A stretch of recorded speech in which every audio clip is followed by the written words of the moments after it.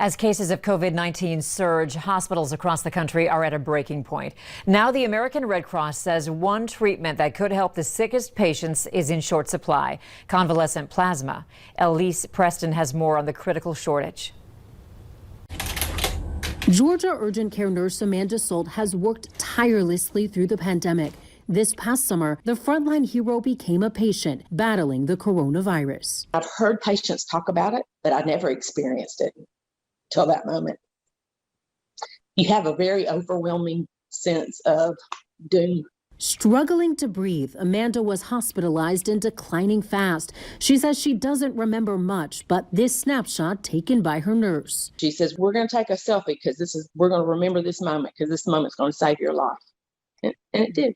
Amanda received convalescent plasma from a person who recovered from COVID. The antibodies from the plasma can help boost a patient's immune system. This is a disease that has still very few therapeutics. We're seeing very new studies come out that suggest that the earlier you give it, the better it is. Dr. Pompey Young with the American Red Cross says as cases surge nationwide, there's now a dire shortage of convalescent plasma. We just simply can't keep up. So we need as many of our recovered COVID-19 patients as possible to roll up their sleeves and come in and donate. That's what Amanda is doing. She's back to work, recently donated plasma, and is telling her patients to do the same. The person who donated that plasma and then the nurses, can you put into words what they mean to you? How do you say thank you to that?